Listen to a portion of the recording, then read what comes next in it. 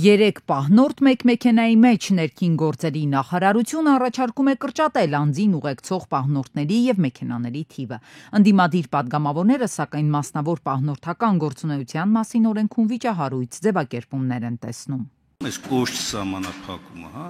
ասում եք տրանսպորտային մեկ միջոց եւ ինչքան ուղեկցող անձ կա կամ թիկնապահ կա, թող այդ մեքենայի մեջ լցվեն եւ վերջ, եւ ընդ որում իրենից ոչ ավել։ Ասենք պատկերացեք, մարդը իր ընտանիքով է գնում։ Այդ ոնց պիտի ապահովի դա, էլի։ 3 պահնորդ, որ ասում ենք, դա առավելագույն քանակն է, եւ սա վերաբերվում է մեկ պահպանվող անձին։ Այսինքն, եթե ընտանիքի մասին է խոսքը գնում եւ ընտանիքի յուրաքանչյուր անդամ պահպանվող անձ է, ըստ էության յուրաքանչյուրը կարող է ունենալ առավելագույնը 3 պահնորդ եւ բնականաբար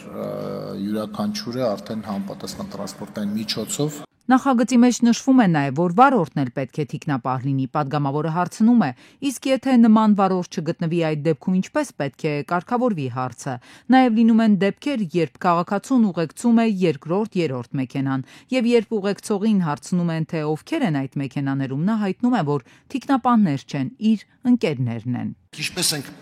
զանազանելու կամ ինչպես ենք կիրառելու նախագիծը,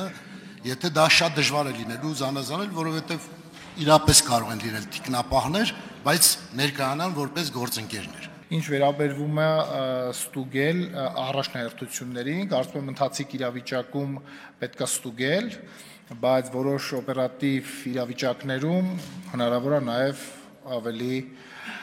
կոշտ գործողություններ լինեն։ Ներքին գործերի փոխնախարարը падգամավորներին առաջարկեց բոլոր հարցերի պատասխան ունենալու համար գրավոր հարցեր ուղարկել։ Նախագծով նախատեսվում է նաև, որ առանց լիցենզիայի մասնավոր պահնորդական ծառայություն իրականացնելը, ուղեկցող ունենալը կամ թիկնապահով շրջելը 500,000 դրամ տուգանք կարժենա։ Վարչական պատասխանատվություն է։